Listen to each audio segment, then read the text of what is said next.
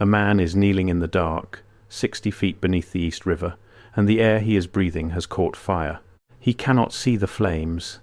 That is the part that will haunt the men who survive this night. There is no wall of orange, no roaring blaze racing toward them. There is only heat where there should not be heat, a strange sweet smell in the compressed air, and somewhere above their heads, hidden inside the solid timber roof, a fire is eating its way through the one thing keeping the entire river from crashing down on top of them. They are workers on the foundations of what will become the Brooklyn Bridge, and on this night in December of 1871 they are learning something that no engineering textbook of the age could have told them. They are learning that everything is different down here. Fire is different, water is different, their own bodies are different. The rules they carried down the shaft with them do not apply anymore. By morning, some of these men will refuse to go back down, and you cannot really blame them. I have to pause here for a second, because what I just described, that is one case from a much larger pattern. There are 35 documented cases in a document I put together. Different cities, different decades, different types of evidence. Every single one follows the same sequence: discovered, documented, acquired, disappeared. I could not fit all of it into a video. It's in the pinned comment below. Find it before we continue. Because what was happening inside those wooden boxes buried in the mud of the East River was something the human race had barely begun to understand. Men were coming up crippled. Men were coming up dead. And nobody, not the doctors, not the engineers, not the chief himself, could fully explain why. This is the story of what it actually took to sink the foundations of the most famous bridge in the world. Not the version on the postcard, the version underground. To understand why grown men were terrified of a wooden box, you have to understand the problem the box was built to solve. And it was a genuinely impossible-sounding problem. By the middle of the 19th century, New York and the separate city of Brooklyn were two of the busiest places on Earth, and they were divided by the East River, which is not really a river at all, but a tidal strait, cold and fast and choked with ferry traffic. In winter, the ice could shut the crossings down entirely, stranding thousands of people who needed to get to work. Everyone agreed a bridge would change everything. Almost nobody believed it could actually be built. The span was too wide for any bridge that existed, the river was too deep and too busy to block with piers, and the whole thing would have to hang from towers taller than nearly anything in either city, towers that would need to stand on foundations reaching down through the water, through the mud, through the shifting riverbed, all the way to ground, solid enough to carry the weight of a structure that had never been attempted. The man who said he could do it was John Augustus Roebling. He was a German immigrant, an engineer with a reputation for building suspension bridges that other engineers called reckless, right up until the moment they stood there working perfectly. He was stubborn, brilliant, and absolutely certain. He had spent years designing this crossing in his head, and he was not just a designer, he was an industrialist, a self-made one, which matters to this story more than most people realize. Years earlier, Roebling had figured out how to manufacture wire rope, twisting steel wire into cables strong enough to replace the heavy hemp ropes that hauled canal boats up and down inclined planes. He built a factory in Trenton, New Jersey, and turned that single idea into a fortune. His company made the wire, and his bridges used the wire, so that when he proposed a suspension bridge, he was proposing to sell himself the very material it hung from. It was a closed loop of ambition and money, and it made him wealthy and powerful in a way few engineers of the age ever were. He had proved his method on real spans before this. He had thrown a suspension bridge across the gorge at Niagara Falls that carried actual railroad trains, something the experts of the day had insisted was impossible. He had bridged the Ohio River between Cincinnati and Covington with a span longer than anything in the country. Each time, the doubters lined up, and each time, the bridge simply stood there and worked. So when he said he could hang a roadway across the East River, the men who mattered had reason to believe him, even if the scale of it frightened everyone. And in 1869, after decades of argument and politics and money, he finally got the approval to begin. He would not live to see a single stone laid. While Roebling was standing on a cluster of pilings near the Brooklyn shore, taking measurements to fix the exact location of one of the towers, a ferry came into dock and slammed against the pilings. His foot was caught and crushed against the timbers. The injury looked survivable. Doctors amputated his toes.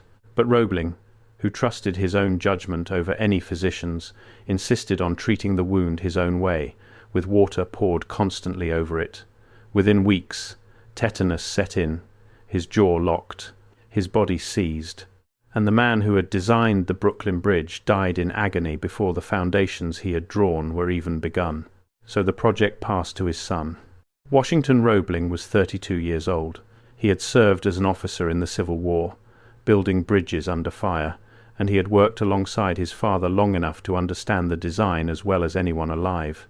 He was quieter than his father, less of a showman, but every bit as determined. He took the title of chief engineer, and he inherited a plan that began with the single most dangerous phase of the entire construction. Before anyone could raise a tower, before anyone could spin a cable, they had to get down to solid ground under the river. And to do that, Washington Roebling was going to send men underneath the water inside two enormous upside-down boxes. These boxes were called caissons. Picture something the size of a city block.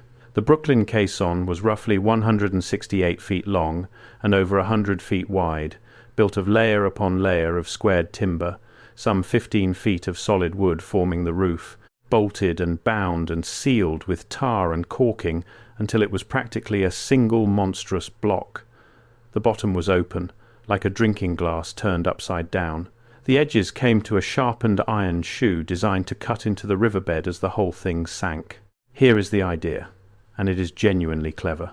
You float this giant box out onto the river and settle it over the spot where the tower will stand. Then you begin building the stone tower directly on top of it, right there on the water. The weight of the growing tower pushes the caisson down into the mud, but the box is open at the bottom, so as it sinks, water and river bottom should flood up inside it and stop everything, unless you keep the water out. And the way you keep the water out is the reason this story turns into a nightmare. You pump air into the box. Not ordinary air, air under enormous pressure.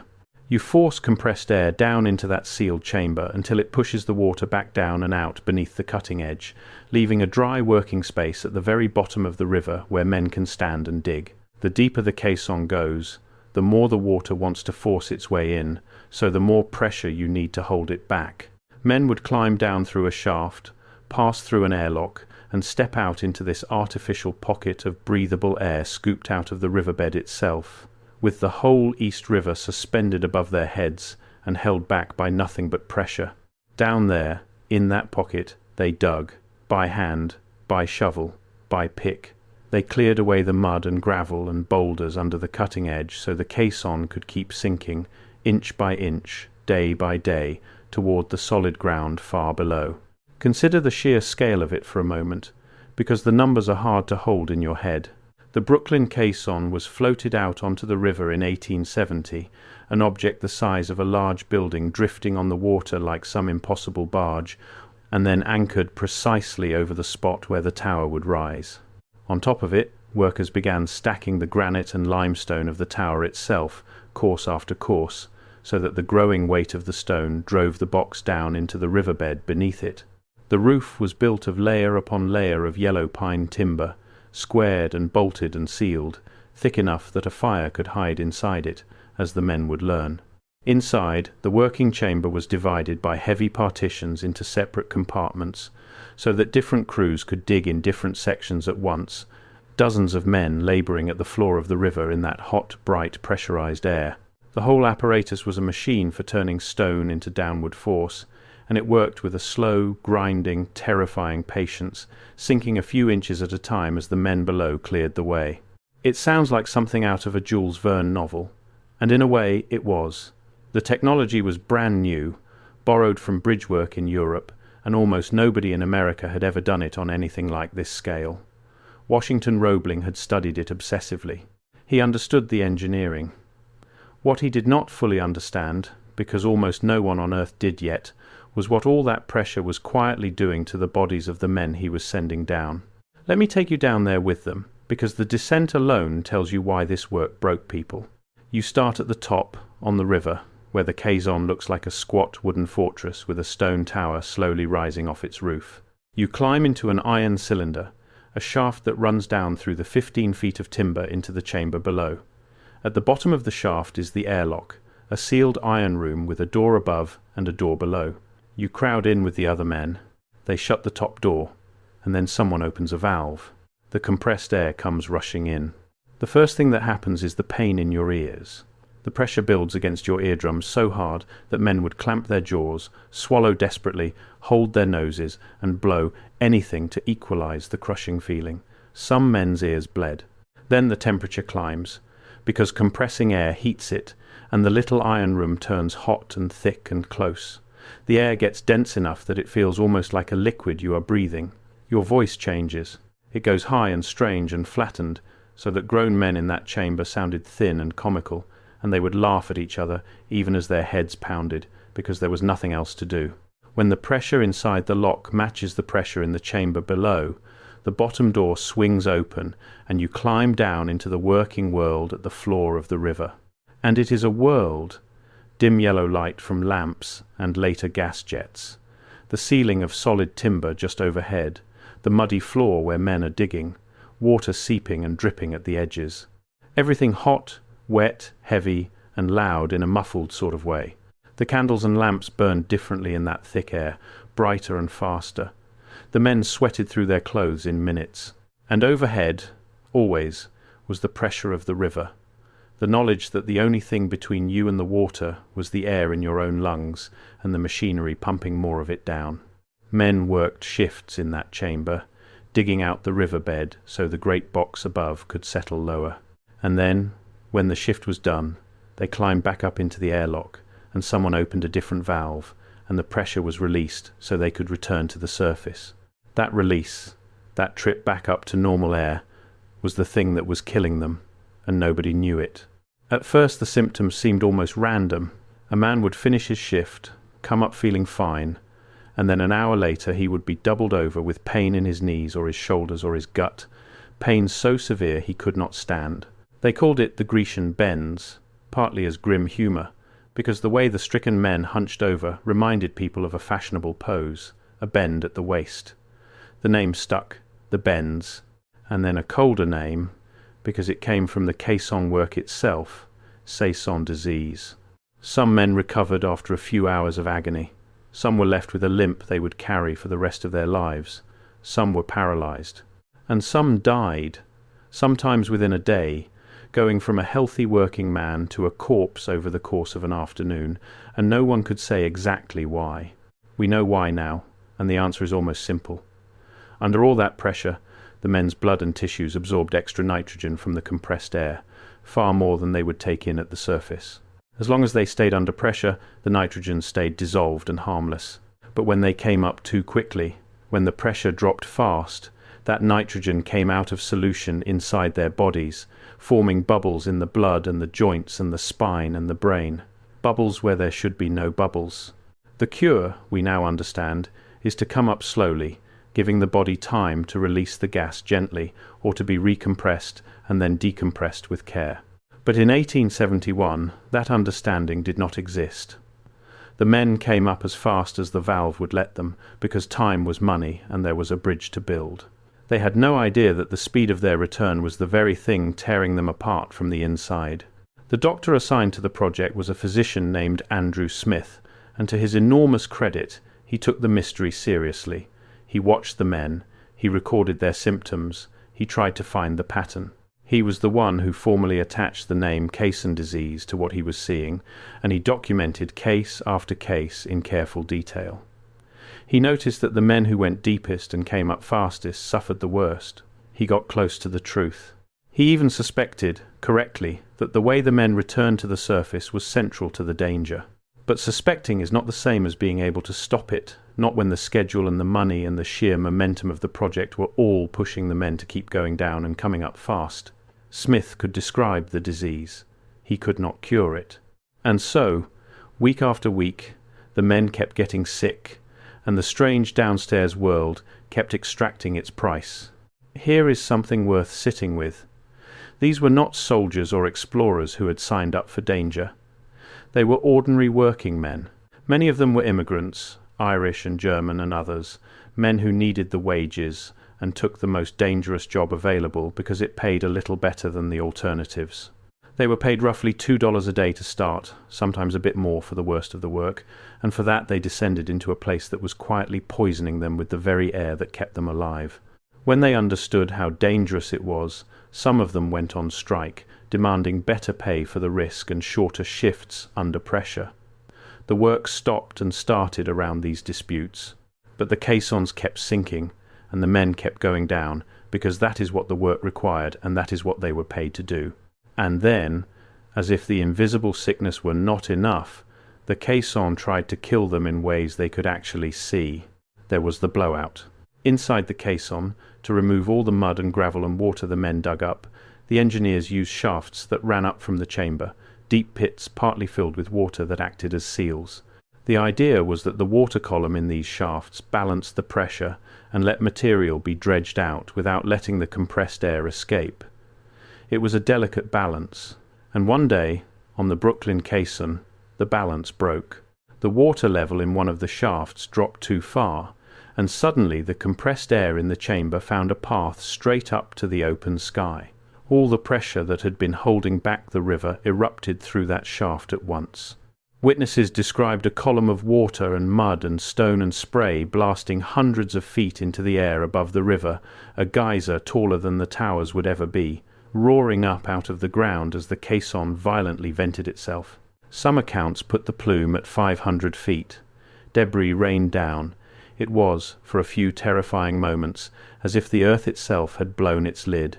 The astonishing thing is that in that particular blowout, no one was killed. The men in the chamber below felt the sudden drop in pressure, the rush, the chaos, and somehow came through it. But everyone who saw it understood what it meant.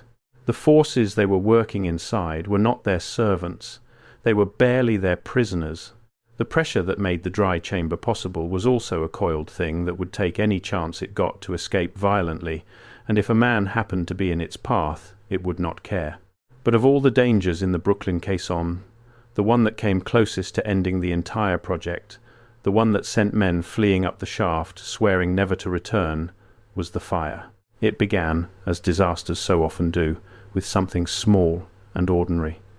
In the compressed air of the chamber, the men used open flames for light, candles mostly, stuck into the timber, into gaps and joints where they could see to work. And the timber of the caisson was not just any wood, it was raw wood, packed with tar and oakum caulking, saturated with resin, sealed to keep water out. It was, in effect, fuel with a 15-foot thick roof of it directly overhead. On the night it started, a candle was left too close to the timber. The flame touched the caulking, and in ordinary air that might have been a small smouldering thing, quickly noticed and quickly beaten out. But this was not ordinary air. This was air under pressure, far richer in oxygen at every breath than the air at the surface. And in that oxygen-charged environment, fire behaved in a way the men were not prepared for. Instead of flaring up where they could see it and fight it, the flame crept inward, into the wood, following the seams and the grain, burning slow and deep and hidden inside the solid roof of the caisson. It did not announce itself with smoke and flames.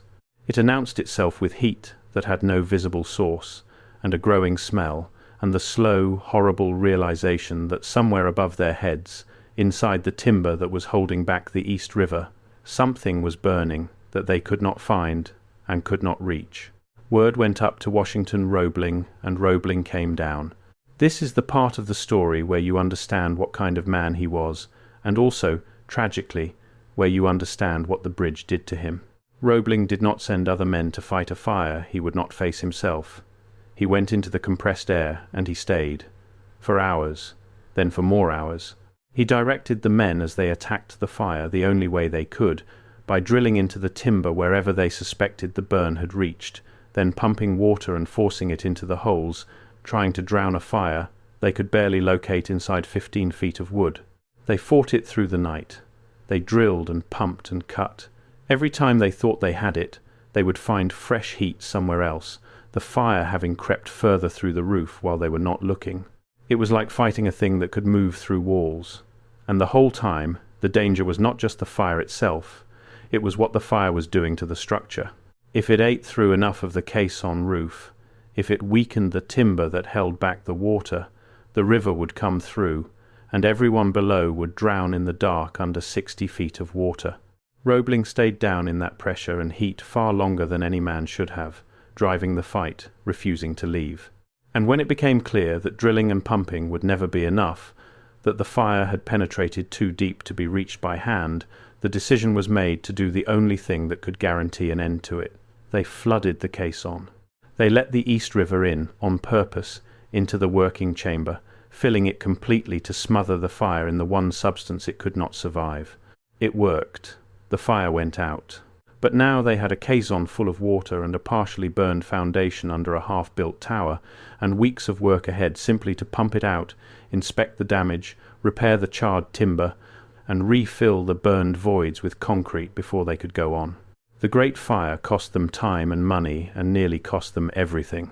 And it cost Washington Roebling more than he yet knew, because those endless hours he spent in the compressed air fighting the fire, coming and going through the airlock, driving himself past exhaustion under enormous pressure, did to him exactly what the caissons had been doing to his men. The chief engineer of the Brooklyn Bridge got caisson disease, and he got it badly. At first he pushed through it the way he pushed through everything, but it did not pass, it deepened. Over the following months, as the work moved from the Brooklyn side across the river to the New York side, where the second caisson would have to go even deeper and endure even greater pressure, Roebling's condition grew worse. He suffered crippling pain, partial paralysis. His nervous system, racked by the same nitrogen that had killed and maimed his workers, began to fail him. There were times he could barely move, barely speak above a whisper, barely tolerate light or sound. The man who had climbed down into a burning caisson to save the bridge was reduced to an invalid who could no longer visit the site of his own greatest work. But he did not quit, and he did not hand the project to anyone else. Instead, from a room in his home in Brooklyn Heights, with a view of the river and the rising towers, Washington Roebling kept building the bridge in his mind and on paper, sometimes watching the construction through a telescope, unable to walk out to it, refusing to let it go. And that is where his wife enters the story, and where the story would not have ended in triumph without her. Emily Warren Roebling had married Washington during the war. She was intelligent, formidable, and by every account far more than the delicate wife the era expected. Before I go further, that document in the pinned comment. If you have not found it yet, go there now, because everything I cover in these videos is one piece of a pattern that only becomes visible when you see all 35 cases together. The document shows you the full pattern.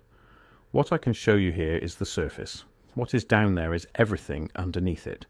Pinned comment, now, then come back.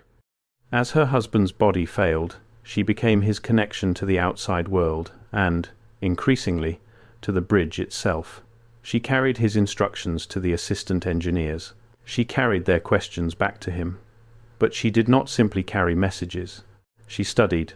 She learned the mathematics of the design, the properties of the materials, the details of the cable spinning and the stresses and the construction methods, until she could speak with the engineers and the contractors and the politicians as someone who genuinely understood the work. For years, Emily Roebling was the human face of the chief engineer. She went to the site, she managed the relationships. She fielded the doubts of officials who wondered whether an invalid could really still be running the largest construction project in the country. Some people came to believe she was effectively directing the bridge herself, and while her husband remained the mind behind the design, there is no question that his mind reached the bridge through her day after day for over a decade. Without Emily Warren Roebling, it is entirely possible the Brooklyn Bridge would have collapsed into scandal and delay and been finished by someone else, if at all. Meanwhile, across the river, the second caisson was descending into the worst conditions yet. The New York caisson faced a deeper riverbed.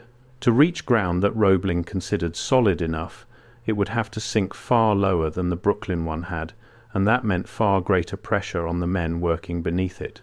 Remember, the deeper you go, the more the water wants in, and the more compressed the air must be to hold it back. On the Brooklyn side, the pressures had been dangerous. On the New York side, they became something close to unbearable, and the caisson disease that had been a steady menace on the first foundation became an outright epidemic on the second.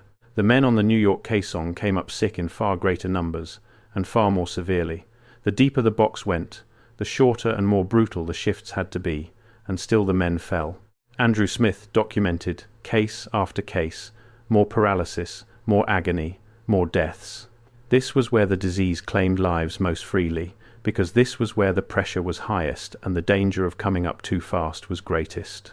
The New York caisson became a place where men genuinely feared for their lives with every shift, and where the toll made the earlier suffering look almost mild. And this is the moment the title of this whole story points to. This is when the crews, in effect, refused to go deeper. And this is when Washington Roebling, watching his men die and knowing from his own broken body exactly what was happening to them, made the decision that defined the entire foundation. He stopped. The New York caisson had not yet reached bedrock. It was resting on a layer of hard-packed sand and gravel, and below that, somewhere deeper, was the solid rock that an engineer's instinct said you should reach before you build. Going deeper meant more pressure, more disease, more death, an unknown number of additional men crippled and killed to reach a foundation that would be only marginally more secure than the one already beneath them. Roebling studied the material the caisson was sitting on. He judged it firm enough, compacted enough, to carry the weight of the tower for as long as the bridge would stand, and he made the call that they would go no deeper. They would stop the New York caisson where it was, fill it with concrete, and build on the ground they had, rather than send more men to their deaths chasing bedrock. It was a calculated risk, and it was the right one. The tower stands on that judgment to this day, but understand what that decision really was. It was a chief engineer looking at the human cost of his own project, feeling that cost in his own paralyzed limbs, and deciding that there was a depth beyond which he would not trade lives for a slightly better foundation. The crews did not go down again into deeper pressure, because their chief engineer refused to make them. That is the real answer to why they stopped. Not treasure, not secrets, a body count, and a man who had finally seen enough of it. So what did they find down there? In the end, they found the limits of the human body. They found a disease that the medicine of the age could name but not cure. They found that fire and water and air all behave like strangers under pressure, that the rules you trust at the surface dissolve 60 feet down. They found that ambition on this scale is paid for in men, in ruined joints and paralyzed spines and coffins, in a chief engineer who spent the rest of his life in pain for the bridge that carries his family's name. That is the discovery at the bottom of the East River. It is not glamorous, and it is not hidden. It is simply the truth, and it has been sitting in the records the whole time, in the doctor's case notes and the newspaper accounts and the letters, waiting for anyone who cared to look past the postcard. The foundations, once finished, disappeared. That is the strange, quiet ending to the most dangerous phase of the whole bridge. Both caissons were filled with concrete, sealed forever, entombed under the towers. The chambers where men suffered and died became solid stone, permanent and invisible, buried so deep that no one would ever set foot in them again. Every person who has ever crossed the Brooklyn Bridge has passed over the graves of that work without knowing it, over the buried rooms where the bends and the fire and the blowout happened, over the exact spots where the whole impossible thing began. The towers rose, the cables were spun, strand by strand, high over the river, in work that was dangerous in its own right, with its own deaths from falls and snapping wire. The roadway was hung, and year by year, longer than anyone had promised, more expensive than anyone had planned, the bridge came together above the water, while its crippled chief engineer directed it from his window, and his wife carried his will to the site. But the bridge was not only being attacked by pressure and fire and disease, it was being robbed. And this is the part of the story that belongs to a different kind of danger, the kind that wears a suit and signs contracts. From the very beginning, the bridge was built by a private corporation using public money, and where public money pools, certain men gather to skim it. In the earliest years, the New York Bridge Company counted among its influential backers some of the most notorious figures of the era's political machine, the same ring of insiders who were looting the city of New York on a scale that shocked the country when it was finally exposed. Reportedly, stock in the bridge was handed out and city funds were steered in ways that quietly enriched the men at the top before a single stone was laid. When that political machine collapsed under the weight of its own corruption in the early 1870s, some of that stink clung to the bridge, and the project had to fight for years to be seen as an honest public work rather than a scheme. The final cost of the bridge climbed to something on the order of $15 million, an astronomical sum for the time, and not every dollar of it went where it should have. The most dangerous fraud, though, was not political. It was in the wire.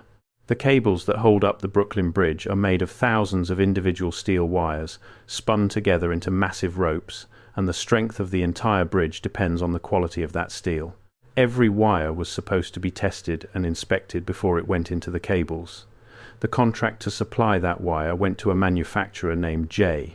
Lloyd High, and High saw in the inspection process an opportunity to steal. According to the accounts that emerged, he ran a swindle. His good, inspected wire would pass the test at the site, and then, before it could be spun into the cable, it would be swapped out and hauled back to his works, while a load of rejected, defective wire was sent up in its place and quietly spun into the bridge instead. Good wire in for the inspector to see, bad wire into the cables where no one would look again. By the time the fraud was discovered, the damage was permanent. The defective wire was already woven deep into the cables, impossible to remove without tearing the whole thing apart. And here the discipline of Washington Roebling, working from his sickbed, saved the bridge a second time. He calculated exactly how much weaker the cables were with the bad wire in them, and he found that his father's design had built in such an enormous margin of safety that even with the fraud, the cables were still strong enough to hold. To be certain, he ordered additional wires added to compensate for the stolen strength.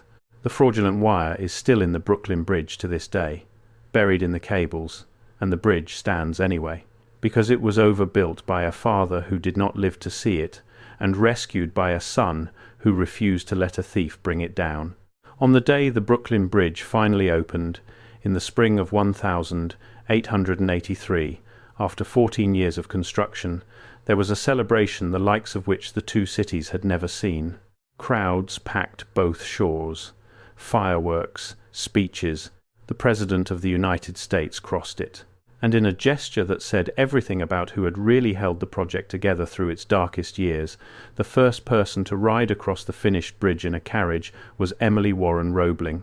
By one account, she carried a rooster with her in the carriage, an old symbol of victory, riding across the span she had spent more than a decade helping to build, over the water that had broken her husband's body, at the head of a triumph that was as much hers as anyone's. But the bridge had one more cruelty left to deliver, and it came just days after the celebration. The crowds who poured onto the new promenade were nervous about this unprecedented thing they were walking across, this roadway hanging in the air over a river, and that nervousness was a kind of fuel. Less than a week after the opening, on a crowded holiday, a rumour swept through the packed walkway that the bridge was collapsing. Nobody knows exactly how it started. Maybe a stumble on a stairway, maybe a scream misheard. But the panic spread instantly, and thousands of people surged in terror to escape a danger that did not exist. In the crush, people were trampled and suffocated against one another, and roughly a dozen human beings were killed in the stampede on the bridge that had just been declared safe, over the water that had already taken so many. The fear of the thing had done what the thing itself never would. To answer that fear, one of the great showmen of the age stepped in. The following year, the famous circus promoter P.T. Barnum marched a parade of his elephants across the Brooklyn Bridge, 21 of them by most accounts, a slow procession of enormous animals crossing the span while crowds watched. A living demonstration that the bridge could carry any weight the imagination could throw at it. If it could hold a herd of elephants, it could hold anyone. The stunt worked. The public was reassured. And the image of elephants walking calmly over the East River became part of the legend of the bridge, a strange and gentle footnote to a construction soaked in so much suffering. Washington Roebling did not walk across his own bridge that day. He could not. He watched, as he had watched all of it, from a distance, his body still paying the debt the Caissons had charged him. He would live for many more years, and his health would slowly, partially improve, but he never fully escaped what that fire and that pressure did to him. He had given the bridge his father's design, his own engineering, and a piece of his body that he never got back. Emily, for her part, did not simply fade back into private life once the bridge was done. She had spent years operating at the centre of one of the great engineering projects of the century, and she carried that forward. She travelled, she wrote, she pursued study, including the law, and she became a prominent voice in the causes and organisations of her day, a woman who had proven, in the most public way imaginable, that she could hold the details of a monumental undertaking in her head and steer them to completion. For a long time, history gave her far less credit than she deserved, filing her away as the helpful wife rather than the essential partner she actually was. That has slowly changed. Today, a plaque mounted on the bridge honours all three Roeblings together: the father who designed it and died, the son who built it and was broken by it, and the woman whose faith and intelligence carried it across the finish line when her husband no longer could. It took a family, and it very nearly destroyed that family, to put this thing across the river.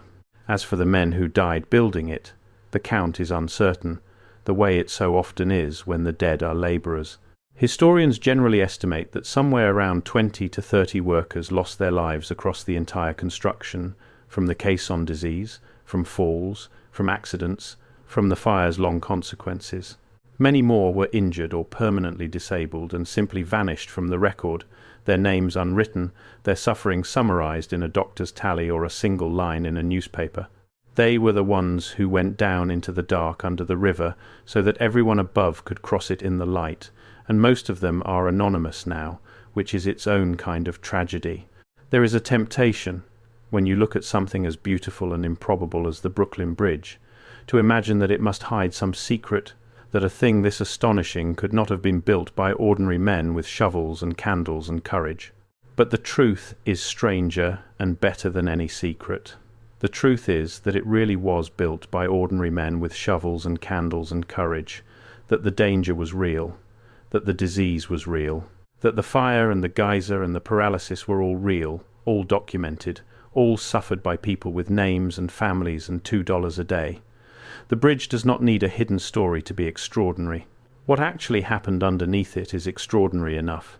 So the next time you see it, that great web of stone and steel strung across the East River, think for a second about what is buried beneath the towers.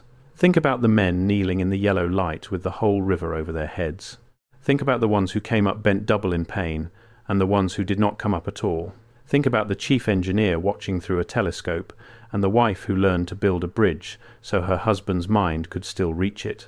Think about the night the air caught fire, and men fought a blaze they could not see inside the timber that was keeping them alive. That is what they found sinking the caissons, not a myth, not a treasure, a price. And they paid it so that the bridge could stand. It is still standing. It has carried more than a century of traffic across the water, and it will carry more.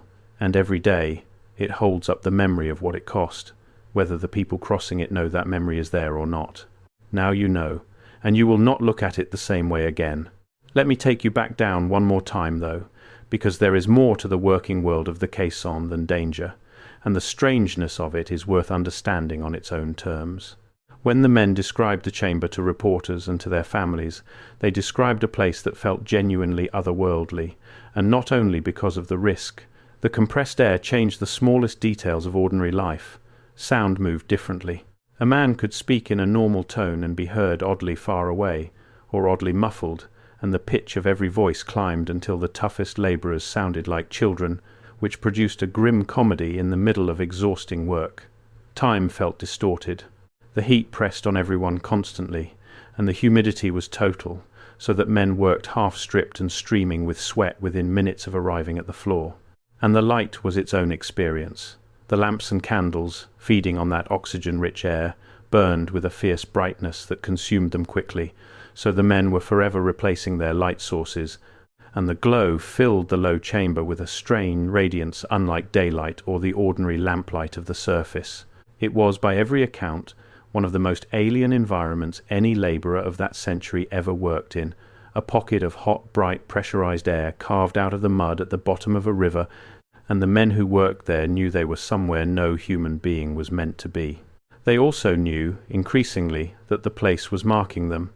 As the weeks went on and more of them came up sick, the mood in the caissons changed. The early bravado gave way to something warier. Men talked about the bends the way soldiers talk about a stretch of ground where too many friends have fallen. They watched each other for the first signs after a shift, the first grimace, the first stagger. Some men made peace with the risk for the wages.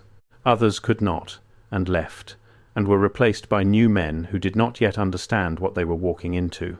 There was a constant churn of labour through those chambers, a turnover driven by fear and pain and, sometimes, by death. The strikes I mentioned earlier grew out of exactly this. When men understand that a job is quietly maiming them, they begin to ask what that risk is worth, and whether the pay reflects it. The compressed air workers organised and pushed back, demanding more money for the deep shifts and shorter hours under the worst pressure. The disputes interrupted the work more than once. From the outside, from the perspective of the officials and the money behind the bridge, these were delays and headaches. From the inside, from the perspective of a man whose knees might lock up in agony an hour after he surfaced, they were a rational response to being asked to gamble his health for another man's monument. Both things were true at once, and the tension between them ran underneath the entire project, as real as the tension in the cables that would one day hold the roadway. It is worth pausing on Andrew Smith again, too, because his role in this story is a quietly heroic one that history has mostly forgotten.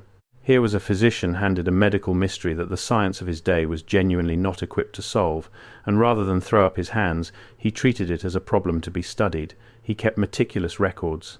He tracked who got sick, and how badly, and under what conditions. He recognized the connection between the depth, the pressure, the speed of decompression, and the severity of the disease.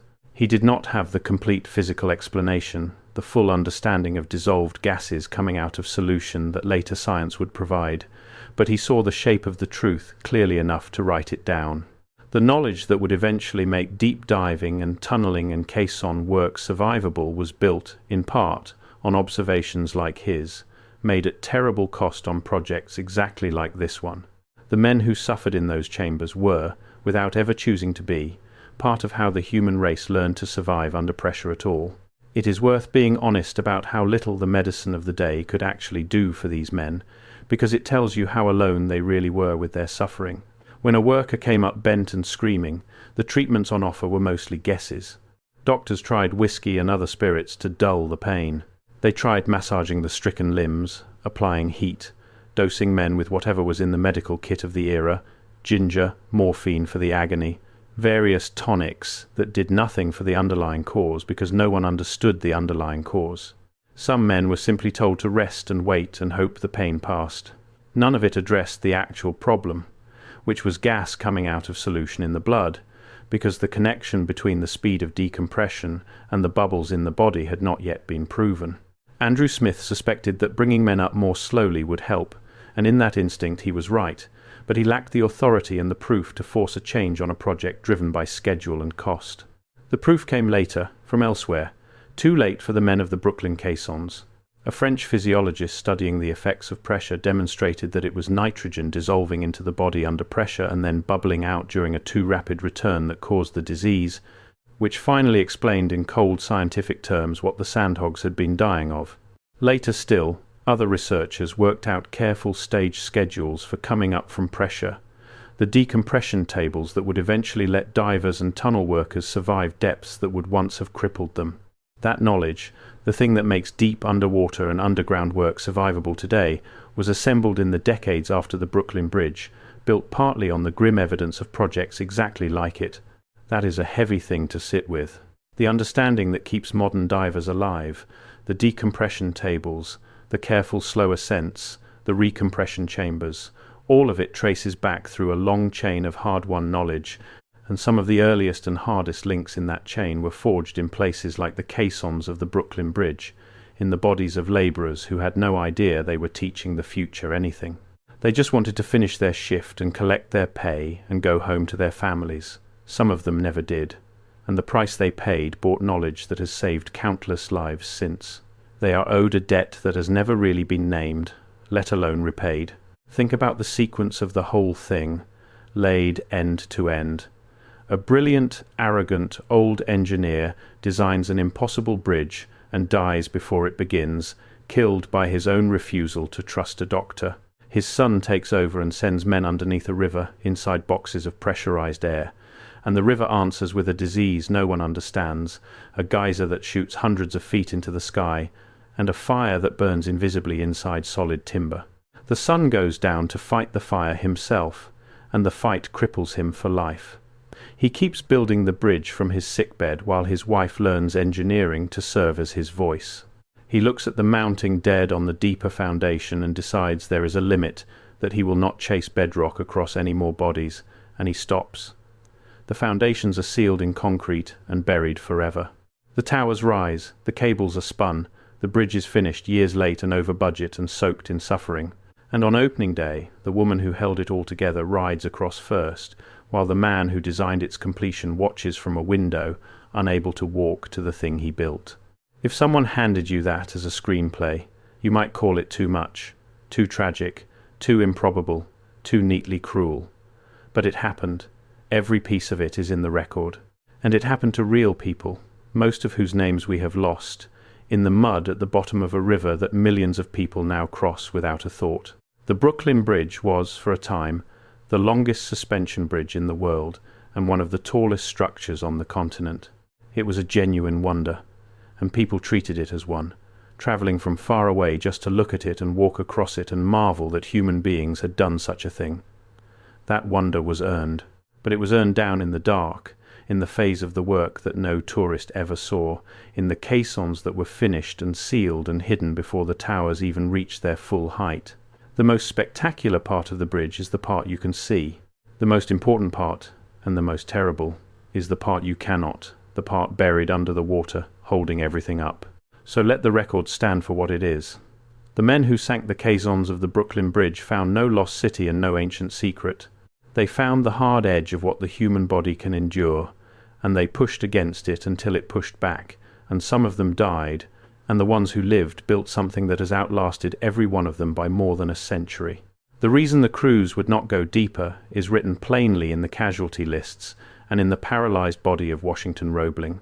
It was fear, and it was grief, and in the end it was a decision by the one man who understood the cost better than anyone that enough was enough.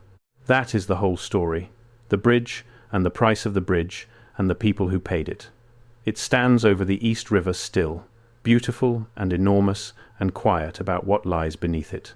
Every rivet and every stone of it was set by someone, and the deepest, oldest, most dangerous work of all is the part that no one can ever see again, sealed in concrete at the bottom of the river before the towers even reach the sky.